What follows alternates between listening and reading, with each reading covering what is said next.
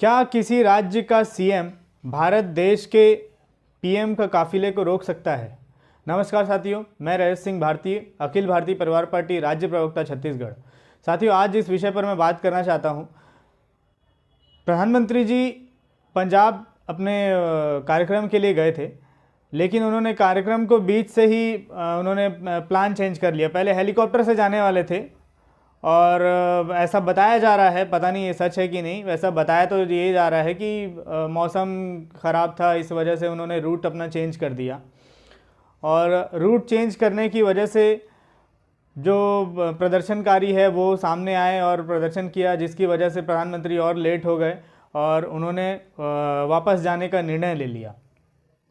इसी के विपरीत अगर कुछ सोशल मीडिया देखा जाए तो न्यूज़ चैनल वाले जो बता रहे हैं वो तो अलग बता रहे हैं कि प्रधानमंत्री का ये सिक्योरिटी का फेलियर है या फिर मौसम विभाग मौसम की वजह से ऐसा हुआ, इस तरह की बातें न्यूज़ चैनल कर रहा है।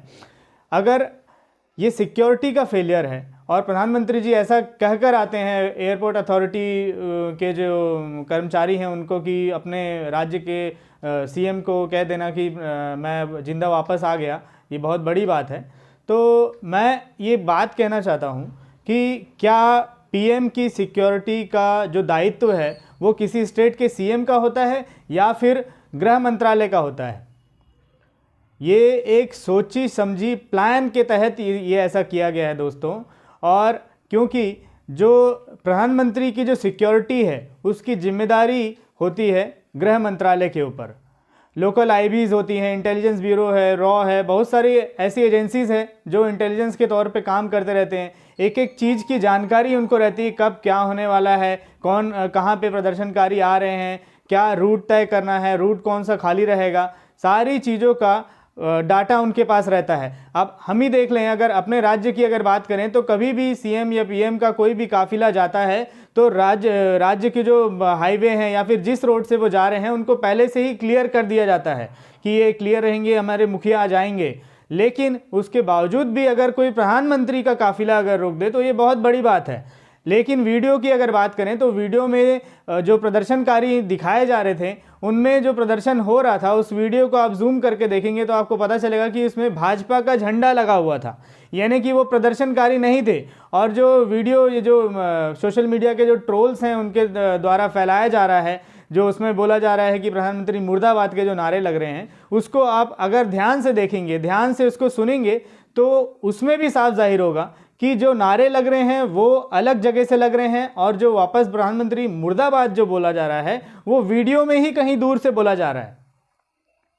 लेकिन पूरे सोशल चैनल्स में और जो भाजपा के जो अपने इन्होंने जो आईटी सेल बिठा के रखा है उन लोगों का जो स्टेटमेंट है, उन लोगों ने जो जिस चीज़ों को वायरल किया है उसमें ज़मीन आसमान का फ़र्क है।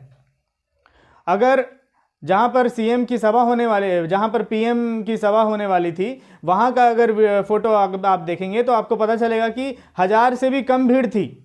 जब भी प्रधानमंत्री जाते हैं तो लगभग 20,000, 30,000, 50,000 या लाखों लोग आते हैं उनको सुनने के लिए। ऐसा उनका हमेशा का प्रथा एक रहा है कि जहाँ भी जाएंगे लाखों लोग इकट्ठा होंगे, भले वो चाहे बसों में भर कर लाया जाए, भले वो मनरेगा के लोगों को लाया जाए, भले वो स्कूल के टीचरों को पकड़ पकड़ के लाया जाए या भले किसी महिलाओं को लेकर आया जाए कि उनको घर मिलेगा करके लोक लुभावने अवसर देकर।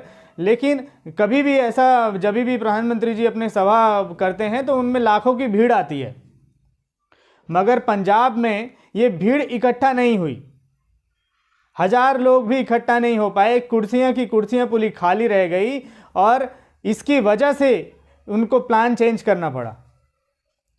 आप देखेंगे वो वीडियो या वो जो फोटोज़ हैं वो आ रहे हैं, लाल लाल जो कुर्सियां हैं सब।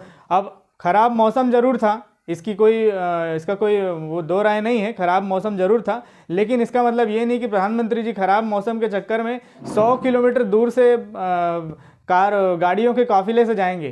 किसी राज्य का सीएम भी अगर 100 किलोमीटर दूर जाता है तो वो अपने हेलीकॉप्टर से जाता है, और हमारे देश के प्रधानमंत्री जी अगर जा रहे हैं और कहीं ना कहीं अगर रास्ता चेंज कर रहे हैं तो उनका ये साफ जाहिर होता है कि वो अपने जहाँ जिस सभा में जाने वाले थे उसकी जानकारी उनको पहले से थी कि वहाँ लोग इकट्ठा नहीं हैं। एक छोटी सी पार्टी भी अगर कहीं पर प्रचार करती है, कहीं सभा करती है, तो उनको पहले से ही पता रहता है कि कितने लोग वहाँ आने वाले हैं, कितने लोग आ रहे हैं, कितने लोग पहुँच रहे हैं। लेकिन चूंकि प्रधानमंत्री की सभा में बहुत सारे लोग इकट्ठा नहीं हुई, हजारों की तादाद इकट्ठा नहीं हुई, इसलिए प्रधानमंत्री को अपना प्लान चेंज करके जाना पड़ा वापस। और ये भारत के इतिहास में जो प्रधानमंत्री जी ने ये जुमला जो फैला दिया है कि सीएम साहब ने ऐसा करा दिया या अपने राज्य सरकार ने ऐसा कराया, बहुत ही तुच्छ प्रकार की राजनीति है। ऐसी राजनीति भारत देश में कभी होनी ही नहीं चाहिए। इस देश का मुखिया झूठ बोल रहा है, अपने ही राज्यों के खिलाफ भड़का रहा है। पार्टी दूसरी जरूर है, पंजाब में कांग्रेस जरूर है, और राष्ट्रीय स्तर में अपन देखेंगे तो प्रधानमंत्री की जो पार्टी है वो भाजपा जरूर है। लेकिन इसका ये मतलब नहीं है कि कोई भी राज्य का जो मुखिया है वो प्रधानमंत्री के काफिले को रोक दे, या किसी भी आम प्रदर्शनकारी में ऐसी हिम्मत नहीं है कि प्रधानमंत्री जी के काफिले को रोक दे। और अगर रोका गया भी है, और अगर ये कह रहे हैं कि सिक्योरिटी का फेलियर है, जेपी नड्डा साहब कह रहे हैं कि सिक्योरिटी का फेलियर है, सीएम के ऊपर आरोप लगा रहे हैं, या गृह मंत्रालय ये कह रहा है कि सिक्योरिटी का फेलियर है, तो ये बात इसको समझने की ज़रूरत है कि अगर सिक्योरिटी का फेलियर है और प्रधानमंत्री जी के सिक्योरिटी का फेलियर है, तो ये गृह मंत्रालय के अंतर्गत आता है। और गृह मंत्रालय का जो मंत्री है वो हमारे देश का तड़ी पार अमित शाह है।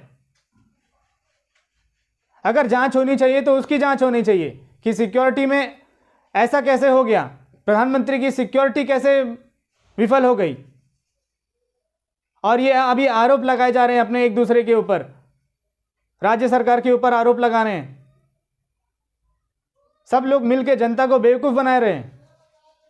किसान नाखुश हैं प्रधानमंत्री से, तीनों कृषि काले कानून लेकर आए इसकी वजह से, इसलिए वो लोग उनकी रैली में नहीं जाना चाहते। इस चीज़ों को एक्सेप्ट करना चाहिए प्रधानमंत्री नरेंद्र मोदी जी को। और एक्सेप्ट अगर नहीं कर पा रहे हैं, अपने देश की जनता को ही एक्सेप्ट नहीं कर पा रहे हैं, तो उनको पद को भी छोड़ देना चाहिए जनता के लिए, कि कोई जनता में से कोई उठकर आएगा और इस पद को ग्रहण करेगा, और जो काबिल होगा वही उस पद पर जाएगा। एक दूसरे के ऊपर आरोप लगाने से कुछ नहीं होता। देश में बहुत सारे मुद्दे हैं।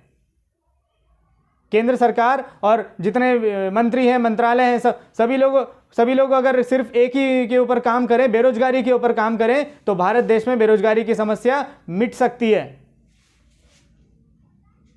केवल भुखमरी के ऊपर काम करें तो भुखमरी, जो हंगर इंडेक्स में जो भारत का जो नाम है वो पीछे चला हो जा रहा है, वो सारी चीजें वापस हो सकती है। भुखमरी से देश आज़ादी मिल सकती है हमारे देश को। लेकिन ये सिर्फ आपस में ही मिल बांट के रहने की बजाय केवल तोड़ने की बात करते हैं। हमारे देश के नेता हों, चाहे मंत्री हों, चाहे जिस पद पर भी बैठे हों, सब लोग सिर्फ तोड़ने की राजनीति कर रहे हैं आज की डेट में। जोड़ने की राजनीति कोई नहीं कर रहा। केवल आपस में तोड़ते रहो, कांग्रेस वाले को, भाजपा वाले को, या दूसरी सपा को, बसपा को, जो भी पॉलिटिकल पार्टी है उसमें आपस में लोगों को सिर्फ तोड़ने का काम कर रहे हैं। और बड़े बड़े नेता आपस में मिले हुए रहते हैं इसमें, मगर जनता इस चीज़ों को समझ नहीं पाती है और आपस में ही वो लड़ भिड़ते हैं कार्यकर्ताओं को लेके। कांग्रेस के कार्यकर्ता भाजपा के कार्यकर्ता से लड़ते हैं, भाजपा के कार्यकर्ता बसपा के कार्यकर्ता से लड़ते हैं, बसपा वाले कांग्रेस से लड़ते हैं। आपस में ही सब कार्यकर्ता की लड़ाई बस करे जा रहे हैं। बाकी जो उनके मेन जो बड़े बड़े जो लीडर्स हैं वो आपस में मिले जुले रहते हैं। इस बात को जनता को, हमको और आपको समझने की जरूरत है कि हम तर्कों से बात करें। आईटी सेल से तर्क को वितर्क में जो कन्वर्ट कर दिया जा रहा है, इस तर्क पे बात ना करें। जो मेन जो असल मुद्दे हैं उस पर बात करें।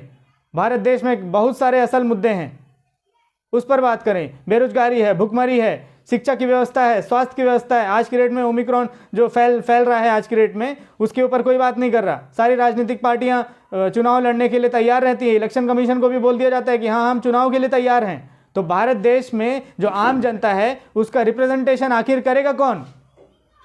जब पॉलिटिकल पार्टी ही रिप्रेजेंटेशन नहीं करेगी तो कौन करेगा? आम जनता को, हमको, आपको आगे आना पड़ेगा। और मैं आह्वान करूंगा आम जनता से कि आगे आएं, राजनीति में हिस्सा लें, राजनीति का शिकार ना बने। धन्यवाद।